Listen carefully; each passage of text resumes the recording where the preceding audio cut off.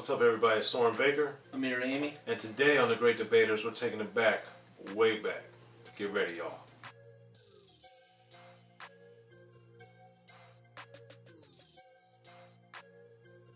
Alright, Amir, so today on The Great Debaters, we're taking it back to two of the songs, and one of them in particular was one of the first songs that really made me fall in love with rap. So what we're doing today is looking at Dougie Fresh and the Get Fresh crew and MC Ricky D's two landmark songs that came out in 1985, The Show and Ladi, Dadi. And we're going to discuss and debate those two songs and which one we think is better.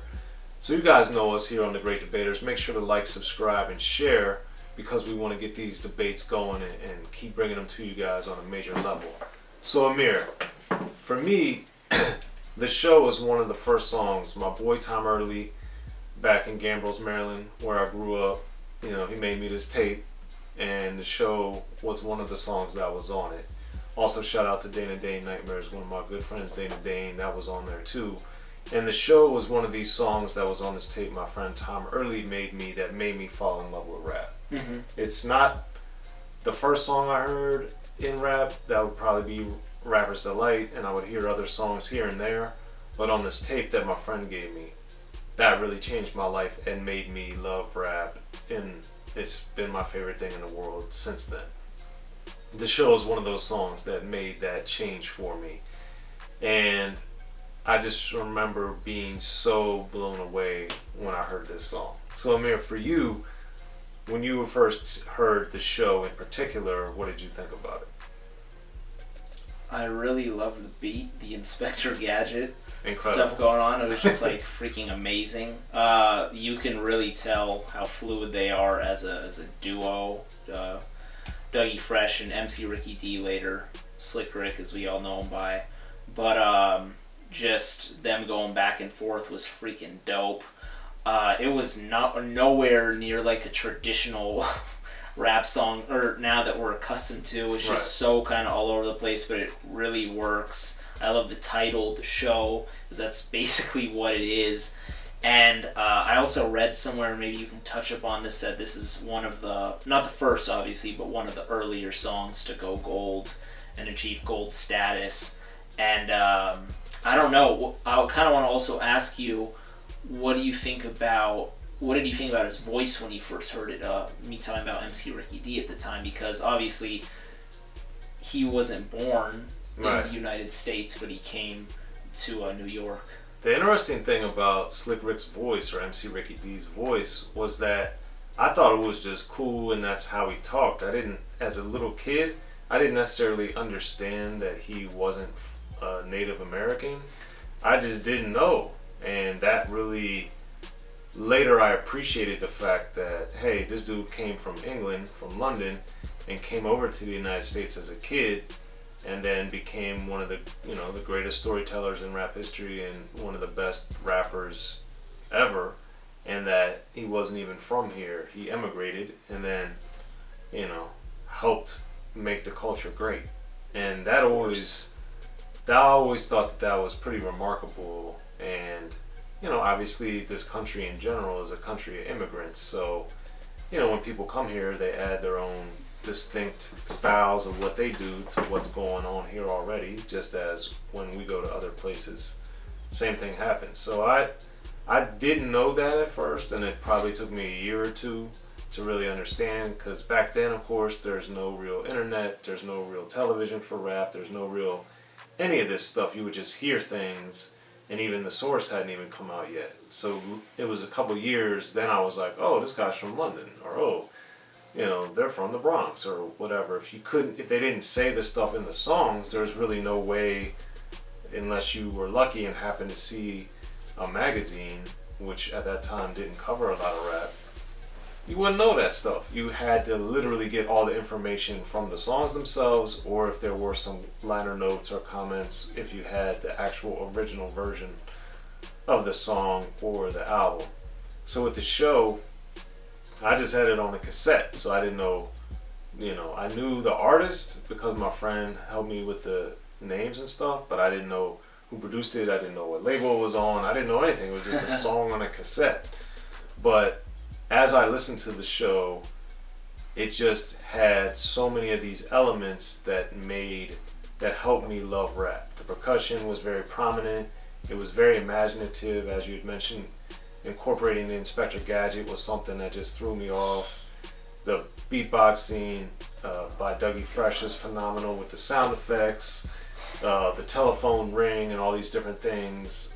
To even as a little kid to understand that they were saying he was making this music with his mouth, which I took them at their word, but just to hear that was just incredible. Even if it was a real phone, the fact that they included that into this song was amazing. And the knocks at the door and all these different things, the different characters that would come in and out, I just was blown away. And then the tag team approach they employed, you know, obviously had been done before in rap and, you know, was a prominent thing in this era, but how they did it in such a kind of, you know, at this point in rap, now looking back and understanding the music and the evolution of culture more, how they did it and how records were doing it was different than like the tapes you would hear. So it was just kind of cool to hear this like camaraderie, and not in a way of trying to be the best rapper, but just sticking to the concept of the show, the concept of their interaction within the parameters of the song. I thought all those things made it very distinctive and very noteworthy and helped me love it, because this was a song that's very warm and very inviting and very like energetic and all these different things. I just loved it, man. Wow, some description there, and I agree with it. And what was it? The B-side to that is one of the most sampled songs ever. Not even in rap. My God, I was reading somewhere that Ladi Dadi was, according to a TED Talk, which I'll definitely have to do some more digging on that, but apparently it's been sampled or referenced or 500 times, Ladi Dadi. I can believe it. And I've heard quite a bit on my own, and I just wonder across how many genres this song has even been talked about. But we all obviously know the famous Snoop Doggy Dogg cover, which was like incredible.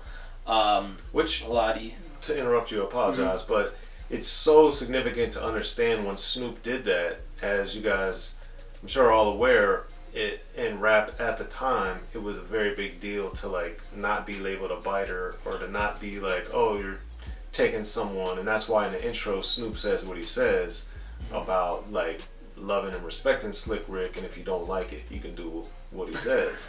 But the point of it is that Snoop took this huge risk artistically and creatively to cover a song, because rappers didn't want to be biters. They didn't want to be, you know, knockoffs or rip-offs and different things. And, you know, with Snoop coming out with that in '93, we had already seen people with people would say, oh, he's biting this guy, or he sounds like this dude, and that's whack, because don't have your own style, and you're not this and you're not that. And Snoop was like, I don't care what y'all think, man. I love Ladi Dadi. I love Slick Rick. I love Dougie Fresh. I'm going to do what I want to do. And, you know, obviously Doggy Style is one of the best selling and all these different types of things in rap history. And Ladi Dadi's, you know, on there. So for you, Amir, Ladi Dadi sonically and thematically in every way is very different from the show. So for you to hear a song that's beatbox is the music part of it, like, what did you think, like, hearing that? Was that something? It was very interesting, because usually whenever I heard beatboxing and stuff like that, it was just someone in front of me, like, just trying to compose a freestyle. So to actually hear it be on record like that, and how good it was and everything, I was like, damn. Dougie Fresh being the entertainer that he is, MC Ricky D being the famed storyteller, and I also love how he's introducing the song in the first 20 seconds or so. I really love the flavor he spins on that, and even when he uses the cuss word in the middle of the song, it really caught me off guard. I was like, what? He said that? But oh my God, the storytelling was amazing, and his voice just, I think his voice is also so important for this song too. I just love it. Right. particularly in the intro. I just think it's just so great. He's wonderful, man. Like Slick Rick and even Snoop. I've seen him even years later. I remember I was watching MTV years later saying that Slick Rick was his favorite rapper, and that was years after Ladi Dadi came out, his version of it. And yeah, man, I need to do some more digging as well to these other people who've sampled it, because 500 times. That's a lot. That's a lot. Well, I also think, too, that it's interesting because, obviously Hypnotize with the Biggie, but, when we look back at this stuff, we have to remember that in the beginning of recorded rap, which started in '79, you have, this is the evolution of what was going on in the parks and at the concerts and different stuff. And a lot of those artists, even though people don't talk about it or acknowledge it, they sang or they harmonized and they did all this type of stuff. And we see that with the show and with Ladi Dadi, Ricky, can't you see? And, that type of stuff is in there. And I think it just adds so much to it. And that's one of the many things I love about rap, is how it is able to incorporate so many different genres and so many different things into rap, and then it becomes rap, or it's part of rap. And that to me is like so powerful and so amazing. And I think Ladi Dadi, did a great job of that. And then Slick Rick singing, he's obviously, no one's gonna confuse him for like one of the greatest voices of all time or anything, but at the same time, it's compelling and it's good to listen to. Yeah. So I really enjoyed that. So we've gone through both tracks now and their differences and what makes them good in their own right. So for you, Amir, which song do you prefer, or which one do you think is better and why? I'm going Ladi Dadi. Okay. For what I think is better and which one I also prefer. I just love how he's just going the entire 5 minutes or so, however long it is. And it's just straight shot, telling the story. I understand it. There's funny aspects to it. His voice, just everything. And then just the influence that it has over generations of artists. And I just think it's just incredible. Obviously, the show influenced a lot too and was sampled a lot too. And even recently on the Eminem Rap God, his big song where he says 6 minutes from Shady Iran, where he took that from the show. They're both huge landmark songs. And he said that one on of the Remember best. Me too. Yes, he did say it on Remember Me, even, 10 plus years before. So just a single, a vinyl record to have these two songs on it is just like amazing. Alright, well, I'm going to disagree. I prefer the show.